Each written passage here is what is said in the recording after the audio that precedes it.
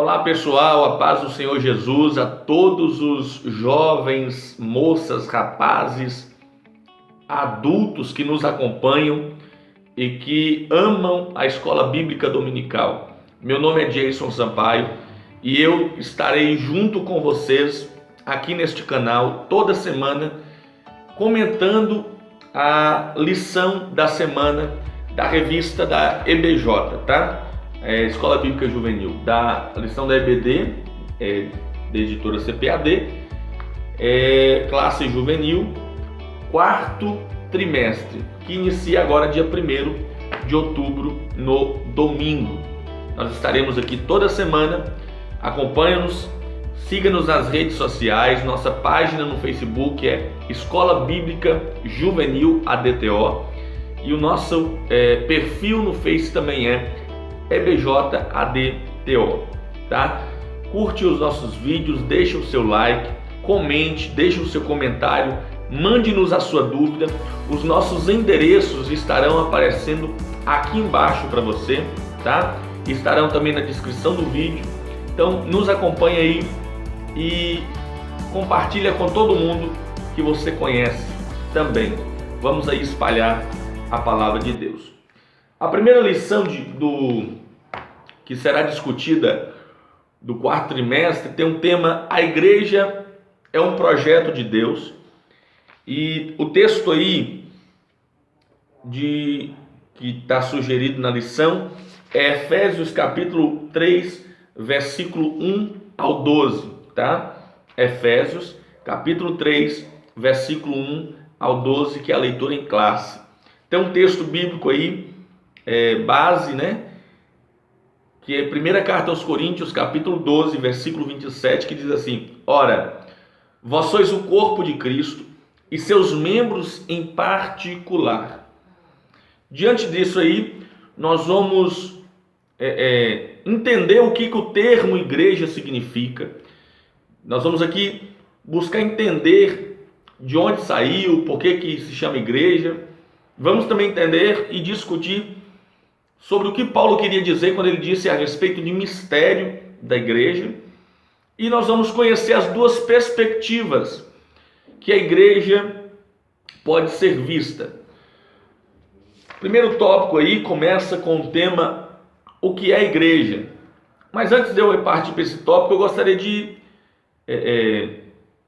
fazer-nos entender o termo igreja.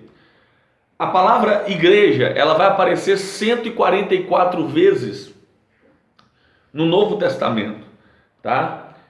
E a palavra utilizada no grego aí, quando foi feita a tradução dos 70, né, ou da Septuaginta, a palavra que os tradutores escolheram para determinar uma assembleia ou uma reunião, ainda falando do povo judeu, no grego eles utilizaram e escolheram a palavra eklésia, tá? Algumas pessoas têm o costume de dizer eclésia, mas a palavra, o termo correto é eklésia, tá? Eklésia.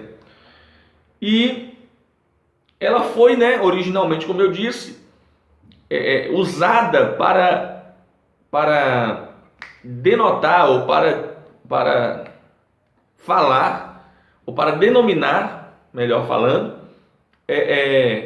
uma assembleia ou uma congregação de cidadãos livres. No termo bem técnico aí, foi usado para determinar uma assembleia, uma reunião de cidadãos livres que tem uma que são convocados ou chamados por um arauto, por alguém ou por uma força maior em conexão com assuntos públicos, tá?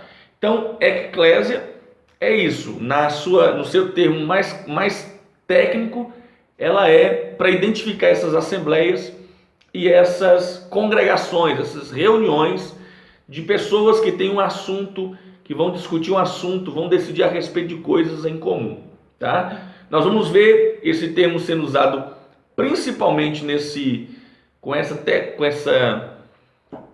com essa função lá em Atos capítulo 19, versículo 39, tá? A palavra eclésia, ela é composta por dois radicais gregos. O primeiro radical é o ek, né? E ela significa para fora. E o segundo radical, eclésia, que no traduzindo significa chamados. Daí vem o sentido simples da palavra, se assim eu posso dizer, né? Que é os chamados para fora. Eu acredito que todos nós já ouvimos essa expressão, eclésia, e alguém dando a tradução nela, falando que é chamados para fora. Então a igreja, em sua essência, na sua palavra, ela quer dizer chamados para fora. Daqui a pouco nós vamos verificar, agora no tópico 1, daqui a pouquinho, nós vamos verificar que isso não é à toa e que há conexões com o desejo e a vontade de Deus com esse nome, tá? Então a palavra eclésia, né, é composta por dois radicais, ek para fora e eclésia chamados. Nesse sentido aí, no sentido mais simples da palavra, pode ser tomada para denotar, ou seja, para dizer e chamar a assembleia ou congregação, ou seja, para denominar uma assembleia ou congregação daqueles que recebem a graça celestial e são chamados para serem testemunhas de Cristo. Lá na carta de 1 Pedro, vamos dar uma lida lá rapidinho. Carta de 1 Pedro, capítulo de número 2, versículo de número 9, que é um texto conhecidíssimo da gente. Porém, vós sois geração eleita, sacerdócio real, nação santa, povo de propriedade exclusiva de Deus, cujo propósito é proclamar as grandezas daquele que vos convocou das trevas para a sua maravilhosa luz.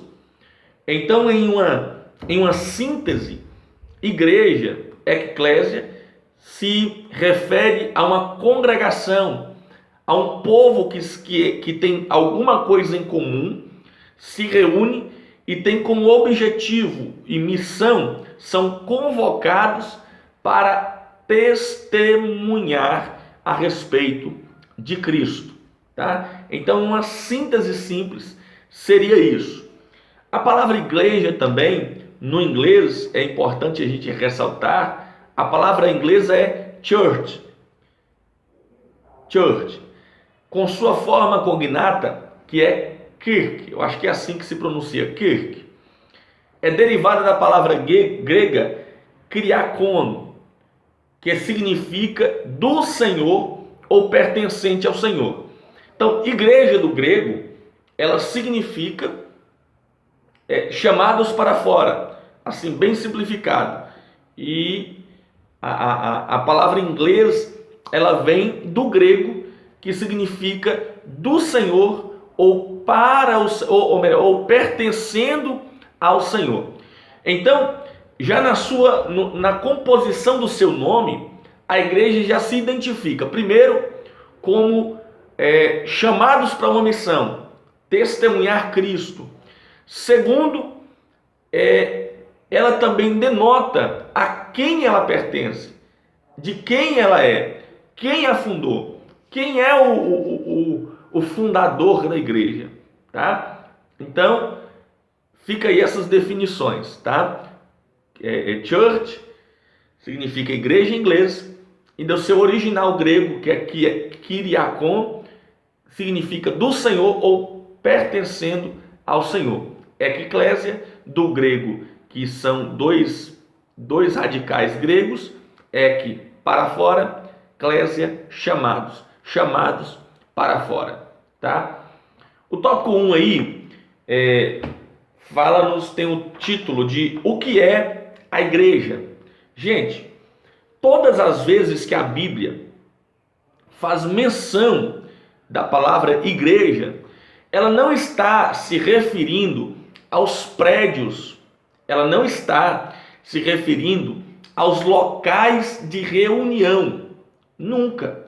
A palavra igreja, quando aparece na Bíblia, ela nunca fez referência a templos, a prédios, a edificações físicas, tá? Todas as vezes que aparece a palavra igreja, ela está ligada em essência e substância às pessoas que se reúnem para comungar da mesma fé. Ou seja, quando a palavra igreja aparece, ela não fala do prédio, mas ela está falando do grupo de pessoas que se reúnem em determinado lugar para prestar um culto em comunhão uns com os outros de adoração a Deus, tá? Então, todas as vezes que aparece a palavra igreja, em todas as 144 vezes que vai aparecer no Novo Testamento, ela vai aparecer nesse sentido de pessoas que se reúnem, seja ela em uma cidade, em um país, sempre vai denotar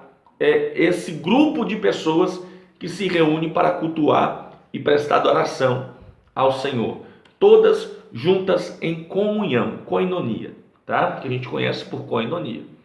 Ali é onde elas vão se reunir para celebrar a ceia, para celebrar o batismo, para celebrar todos os rituais cristãos, né? Todos os dogmas cristãos aí. Elas se reúnem em torno de uma mesma fé, de um mesmo Deus e de um mesmo propósito, tá bom? Então isso precisa ficar bem claro. O que é a igreja? A igreja não é o templo, não é as paredes do templo. Aquilo ali é uma casa, é um edifício, é um prédio que as pessoas se reúnem de uma determinada denominação, que as pessoas se reúnem para comungar da mesma fé, para adorar a Deus. Mas não quer dizer que lá seja exclusivo de adoração.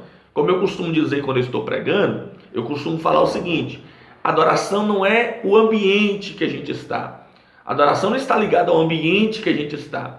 Porque o cara pode estar em qualquer lugar, mas ele precisa ser um adorador constante e verdadeiro, em espírito e verdade, ao Senhor, tá? Então, uma vez entendido o significado aí, nós precisamos entender que a Bíblia vai fazer referência, mas sempre está ligado ou está fazendo referência às pessoas ou congregações de fiéis espalhados pelo mundo, tá? Isso a gente vai ver algumas referências. Eu vou colocar algumas referências aí, tá? Aí na descrição tem algumas referências bíblicas e você pode acompanhar com mais detalhe. Entendendo isso aí, nós podemos afirmar que a igreja, então a gente entendeu o significado, entendemos que a igreja não são as paredes físicas de um determinado local. Então, entendendo isso, nós podemos afirmar que a igreja é um povo chamado para fora, e aqui temos duas perspectivas, tá? Quando a gente fala chamados para fora, existem duas perspectivas aí. Primeiro, nós somos chamados para fora do sistema mundano que é contrário a Deus e a seu reino, ok? Então, a igreja ela é chamada para fora de todo esse sistema mundano e corrupto contra Deus, ok? De toda a falsa religião. Tá? Então nós somos chamados para fora das teologias criadas que são contrárias à palavra de Deus, das ideias diabólicas que o sistema mundano, e a gente está vendo isso no Brasil hoje, né? A gente vê as leis que estão sendo cada vez mais tentando contrárias, é um grupo inferior de pessoas, pequeno de pessoas, que é a minoria, tentando gritar mais alto e impor certas coisas que vão contrário à vontade de Deus, tá? Então, nós vivemos isso. Deus nos convida a nos retirarmos de dentro disso, a sairmos do meio disso. Lá em Apocalipse, capítulo de número 18, Apocalipse, capítulo de número 18, versículo de número 4, diz assim: Então ouvi uma outra voz dos céus que exclamava: retirai-vos dela, povo meu, para não serdes cúmplices em seus pecados. Aqui está falando da Babilônia. O conselho é: sai do meio dessa Babilônia, para você não ser participante dos pecados dela, para que você não seja julgado com ela. Então a igreja é convidada a se retirar, a não se misturar, a estar fora desse sistema mundano que é contrário a Deus. Segunda carta aos Coríntios, capítulo de número 6. Vamos aqui ler rapidinho para você pegar a visão. Portanto, capítulo 6, versículo 17. Portanto, saí do meio deles e separai-vos, diz o Senhor, e não toqueis em nada que seja impuro, e eu vos receberei. A intenção de Deus com a igreja é que a igreja viva em santificação, em santidade, ou seja, tudo aquilo que vai contrário à vontade e os princípios de Deus, a igreja precisa estar fora dela. A igreja precisa se retirar dela, porque a vontade de Deus é que a igreja esteja em santidade, que a igreja esteja separado. É isso que Ele está nos garantindo. Ele não quer que nós toquemos nas coisas impuras. O tocar aqui é ter conivência, amizade, tá? Se relacionar com essas coisas mundanas. É isso que Ele está falando. E eu vos receberei. E o versículo 18 diz assim, ó: serei para vós pai, e sereis para mim filhos e filhas, diz o Senhor Todo-Poderoso. Então essa é a promessa de Deus e o chamado de Deus para a igreja: sair do meio dessa corrupção, tá? Atos 2:40 também Pedro vai aconselhar o pessoal dizendo assim, ó: salvai-vos, né, desta geração perversa. Então assim, vivam em santificação. Esse é a síntese do que os chamados para fora do mundo quer dizer. A segunda perspectiva é aquela primeira que eu tinha dito, é aquela lá no início que eu falei, que somos chamados para anunciar ao mundo e testemunhar o Evangelho de Cristo. Mateus 28:19, que é um texto conhecidíssimo, é a súmula da missão da igreja, da missão do cristão como igreja. Ide e pregai o Evangelho, ensinando a toda criatura e batizando-as em nome do Pai, do Filho e do Espírito Santo. Então aí é a base, esta é a base, os chamados para fora. Então somos chamados para fora do sistema corrupto, para fora do sistema que é contrário a Deus, e somos chamados para fora das quatro paredes, tá? E anunciarmos Cristo, Atos dos Apóstolos, a gente vai ver que toda vez que a igreja quis ficar presa em algum lugar, Deus dava um jeito para espalhar o povo, para que o testemunho de Jesus alcançasse outras vidas. Lembrando, gente, que é de suma importância a pregação do Evangelho. Por quê? Porque vidas precisam conhecer a Cristo. E por que segundo lugar? Segundo lugar, porque a vinda do Senhor está ligada à proliferação, à propagação do Evangelho de Jesus. Enquanto todas as pessoas não ouvirem a respeito de Cristo, de alguma forma, a Bíblia diz, então não é o fim, tá? O fim será, e este Evangelho do Reino será pregado em todas as nações, para todas as criaturas, então virá o fim. Então nós temos o que é igreja? Igreja não é o prédio, tá? E nós podemos ter duas perspectivas olhando para o nome. Somos chamados, a igreja é chamada para fora do sistema mundano e a igreja é chamada para fora das quatro paredes, tá? O tópico 1, 2 aí, o que é igreja ainda, falando sobre o que é igreja. Igreja é o corpo de Cristo, ok? Igreja é o corpo de Cristo. O que Paulo queria dizer quando ele fez referência e falou que a igreja é o corpo de Cristo? lá em Efésios 1, capítulo 22, ele vai ter a mesma declaração. Olha lá, Efésios 1, 22. Também sujeitou tudo o que existe debaixo dos seus pés e designou cabeça sobre absolutamente tudo o que há e o concedeu à igreja. Então, quando Paulo faz referência ao corpo de Cristo, Paulo está falando a igreja universal, ok? A igreja em todos os cantos, conforme Efésios 1, 22. Mas também Paulo faz referência Paulo faz referência a uma congregação individual, uma congregaçãozinha pequena, tá? Então Paulo, quando usa o corpo de Cristo, tanto está falando em escala universal, ou seja, toda a igreja espalhada na face da terra, e Paulo também está falando das congregações pequenas, as pequenas congregações individuais, tá bom?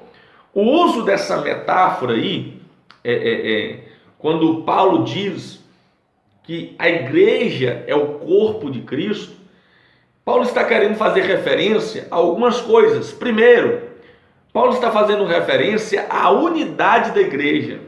E aí nós vamos ver um pouquinho mais para frente sobre o mistério oculto, que é o quê? É que antes, quem era o povo escolhido? Os judeus.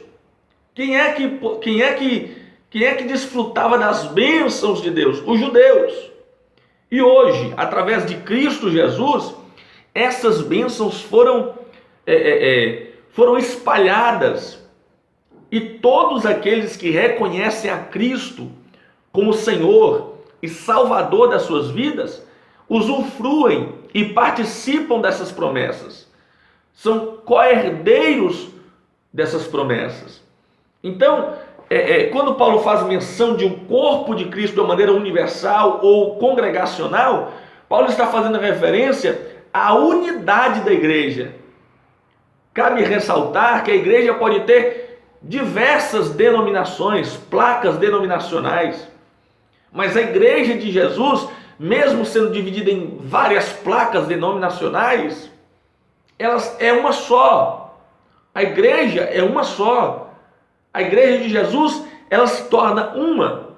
Obviamente que essas igrejas, elas precisam, para serem verdadeiramente igrejas e corpo de Cristo, fazer parte dessa unidade que forma o corpo, ela precisa estar respaldada, resguardada, ela precisa estar direcionada pela Bíblia. Não adianta querer fazer uma mistura de todas as denominações se algumas delas, não seguem os padrões bíblicos e não aceitam as escrituras como suma verdade, como verdade absoluta, tá? Então, assim, a igreja de Jesus, ela é guiada pela palavra. A palavra é o guia dela. E se ela não se enquadra, se ela não aceita os padrões bíblicos, então ela não pode ser chamada de igreja no seu todo, tá? Então, Paulo está fazendo referência à unidade da igreja, à interdependência de seus membros, tá? E principalmente do seu relacionamento com a cabeça, que é quem? Com a cabeça, que é Cristo. Então, Paulo está enfatizando essas três coisas principais: a unidade, a interdependência dos membros e o relacionamento com Cristo, tá? Lembrando que todas as vezes que aparece falando do corpo, indica Cristo como a cabeça, tá? Por quê? Porque Cristo é quem direciona, é quem gera todo o movimento do restante do corpo, é através de Cristo. A igreja, ela é dirigida por Cristo. Ela é governada por Cristo. É isso que a princípio é dito. Quem domina a igreja é o próprio Cristo, que é a cabeça, tá bom? Sendo assim, o corpo, a mão, os braços, os dedos, os pés, não pode executar nada se a cabeça não direcionar, se a cabeça não quiser fazer, se isso, antes de tudo, não provir da cabeça, tá bom? Cabe lembrar que eu não sou individualmente o corpo de Cristo. Eu sou um membro do corpo, tá? O que é isso? Tem gente que confunde, mas se nós somos igreja em unidade. É isso aí, que em unidade nós somos igreja, corpo de Cristo. Individualmente, eu sou templo do Espírito Santo, ok? E aí a gente vê algumas pessoas confundindo, e aí eles querem comparar igreja, quando a palavra diz igreja e templo. Igreja é o conjunto das pessoas, isso é uma instituição que Jesus deixou, tá? E templo do Espírito Santo eu sou, ok? Então, individualmente eu sou membro desse corpo. Eu posso ser apenas um dedinho, mas eu sou membro do corpo. Eu posso ser a unha do dedinho, mas eu sou parte desse corpo, tá ok? Efésios capítulo 4, versículo 11, 12 e 25. Assim, ele designou alguns para apóstolos, outros para profetas, outros para evangelistas e outros para pastores e mestres. 12. Com o propósito de aperfeiçoar os santos para a obra do ministério, para que o corpo de Cristo seja edificado. Então nós somos membros, cada membro tem a sua função, cada membro tem a sua responsabilidade, e isso tudo para que o corpo, ou seja, a igreja no total, seja edificada. Gente, isso aqui está autoexplicativo, tá? Versículo 25. Portanto, cada um de vós deve abandonar a mentira e falar a verdade ao seu próximo, pois todos somos membros de um mesmo corpo. Em síntese, Paulo está dizendo que se houver discórdia entre os dois dedos, vai dar problema, porque eles fazem parte do mesmo corpo, tá? Se meu braço não quiser fazer, se o braço não quiser fazer o cabeça quer que ele faça, tá? Vai dar problema, vai gerar confusão. Então, o que Jesus está falando aqui é exatamente o que Paulo está dizendo aqui, é o seguinte: tenham comunhão, porque vocês fazem parte do mesmo corpo. Não hajam com mentiras. Cada um tem a sua função, e a sua função ela é para englobar o total. É para que seja edificado toda a igreja, todo o corpo, ok? Romanos capítulo 12, vamos ver lá de Romanos capítulo 12, versículo 3 ao 5. Porquanto, pela graça que me foi concedida, exorto a cada um dentre vós, que não considere a si mesmo além do que convém, mas ao contrário, tenha uma autoimagem equilibrada, de acordo com a medida da fé que Deus lhe proporcionou.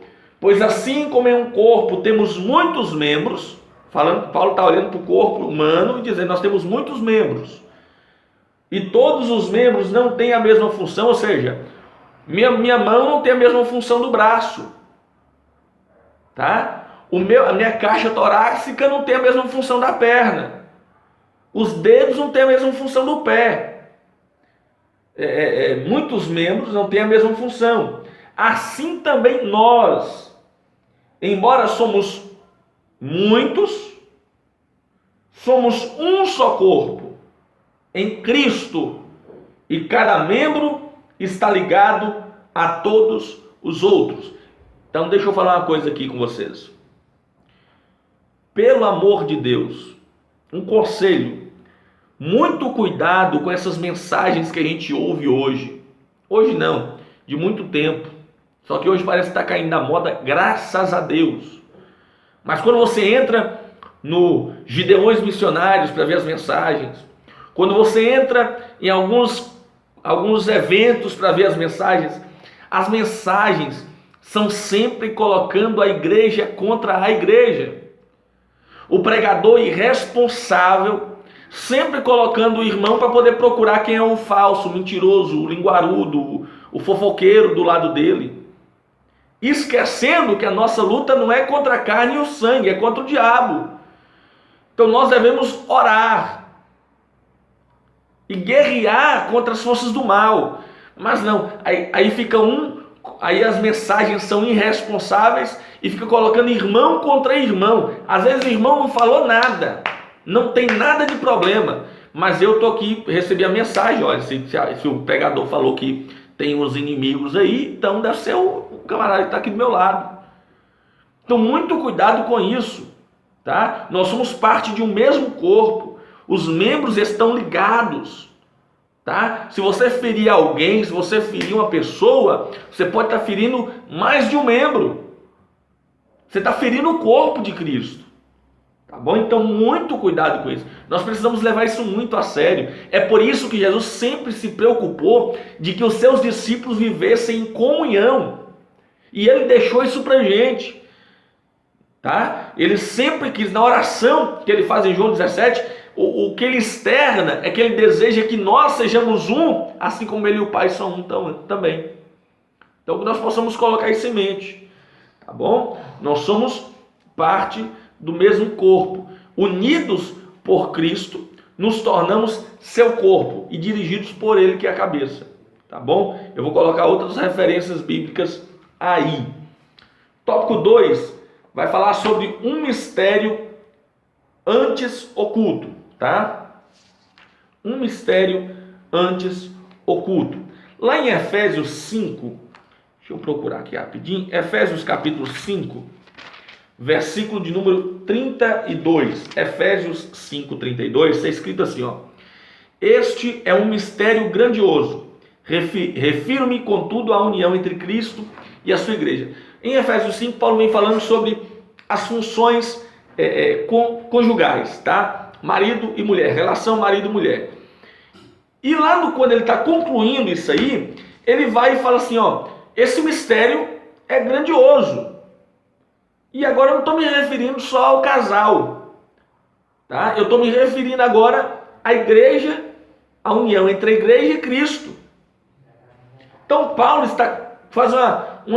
menciona a sublimidade que há não de Cristo com os seus num só corpo, ou seja, a igreja, tá? Romanos capítulo 11, Romanos 11, versículo 25, Romanos 11, 25, olha o que está escrito: irmãos, não quero que ignoreis este mistério, para que não sejais presunçosos.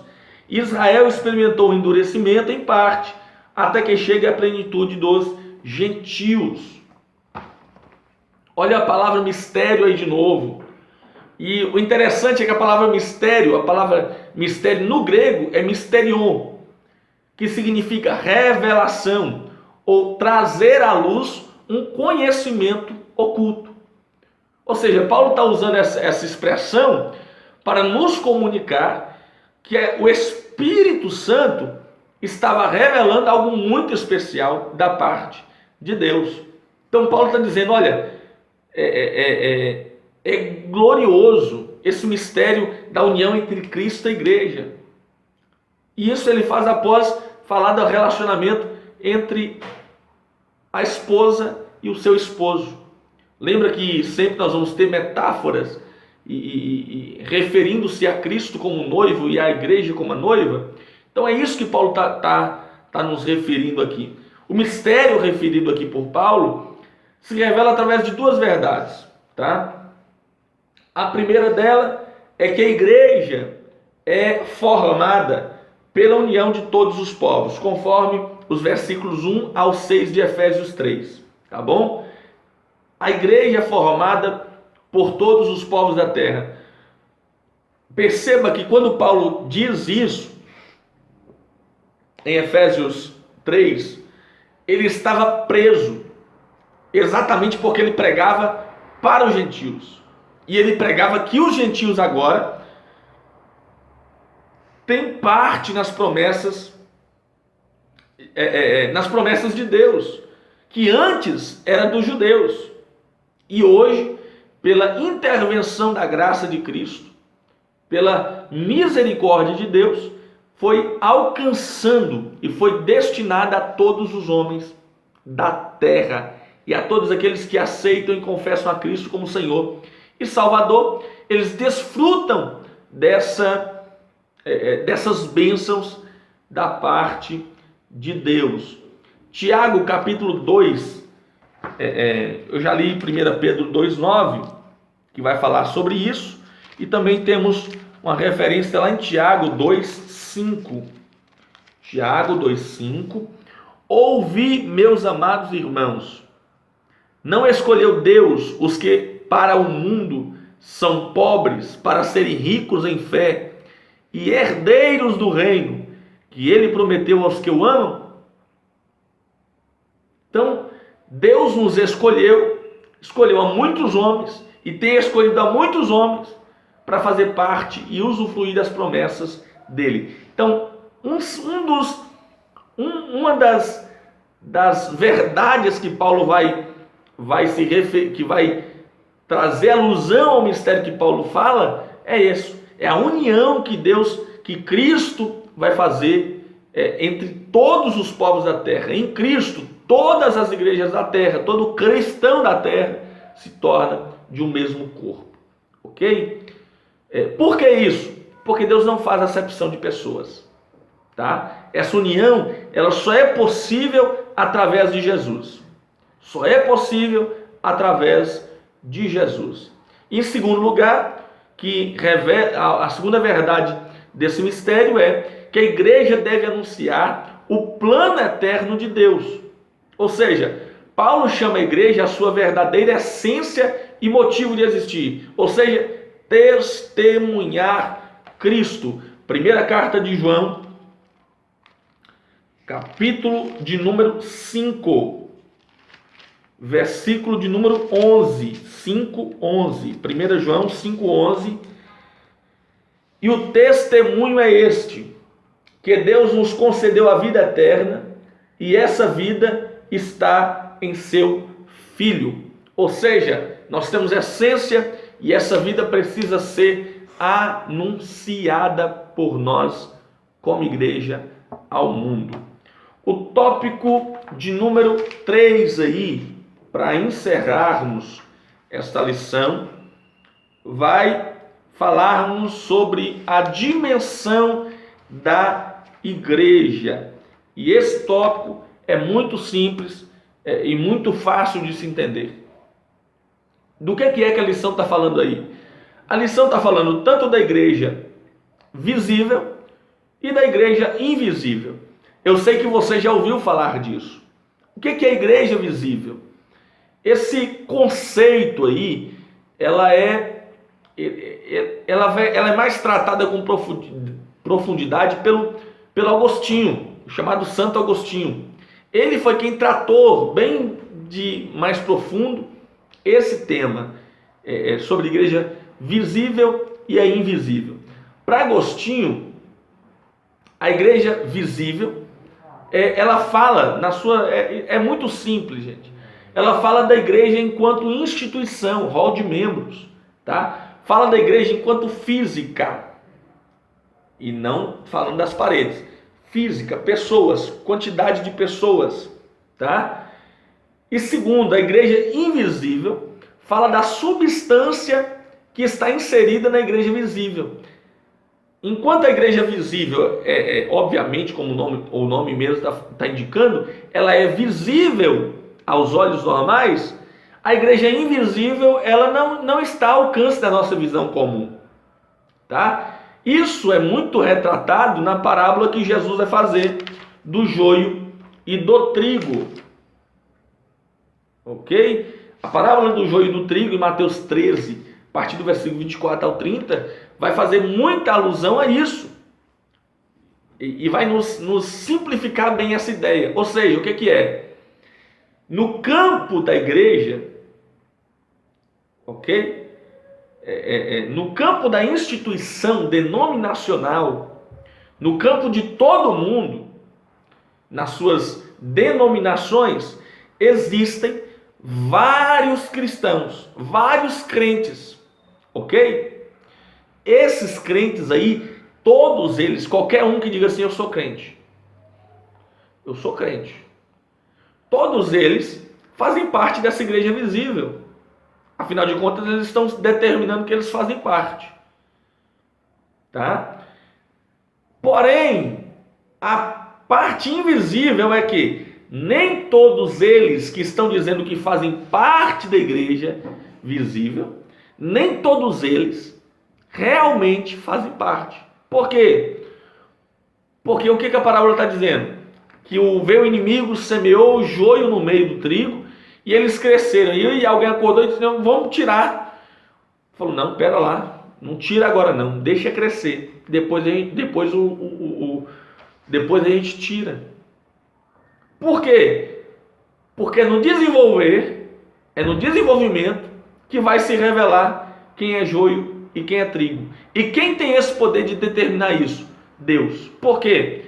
Porque enquanto ele é crente por fora, enquanto ele se veste assim, enquanto ele se caracteriza assim, por dentro dele há um vazio, ele é um sepulcro caiado. E quem pode ver isso? O próprio Deus. Tá? Então ele sim separará o joio do trigo. Então isso é a igreja invisível e igreja visível. A igreja visível são todos. A igreja invisível é o que nós somos na essência. Interessante é que Calvino, ele seguiu o mesmo pensamento de Agostinho. E aí ele conclui que, e ele diz como conclusão o seguinte, que o maior desafio e a principal tarefa da igreja invisível é se tornar visível. Isso aí ele refere-se a Atos 1, 7 a 8, quando diz que nós seríamos revestidos de poder, os apóstolos seriam revestidos de poder para testemunhar em todo o mundo. Então, Calvino vai complementar esse pensamento dizendo isso aí. O maior desafio da igreja invisível é se tornar visível para o mundo, tá? Ou seja, para que todos vejam as boas obras da igreja e glorifiquem a Deus. Tá bom, pessoal? Nós encerramos aqui hoje. Espero que este vídeo ajude você. Tá bem simplificado. Nós estamos trabalhando para tornar os nossos vídeos cada vez melhor, tá? Tá sendo um desafio para nós queremos esse desafio e queremos fazer bem feito, porque queremos alcançar vidas, tá bom? O próxima lição vai falar sobre o fundamento da igreja, tá bom? Durante a semana aí já vai estar disponível, a gente já vai preparar a lição e já vai mandar vai postar. Mas se você tiver dúvida a respeito dessa primeira lição, nos envie a sua pergunta pelo e-mail ou comente aí, deixe o seu comentário, abra a discussão aí nos comentários e nós vamos responder conforme aquilo que for possível, tá? Nos mande e-mail, aquilo que você tiver dúvida, nos mande e-mail, tá bom? Eu quero mais uma vez agradecer a participação de vocês. Espero vocês na próxima semana. Curta o nosso vídeo, compartilha nas redes sociais, se inscreva no canal, tá bom? Vamos fazer esse canal aí crescer para a glória de Deus. Até a próxima semana. Nos vemos aqui de novo no canalzinho EBJ ADTO. A paz do Senhor. Fiquem com Deus. Até a próxima.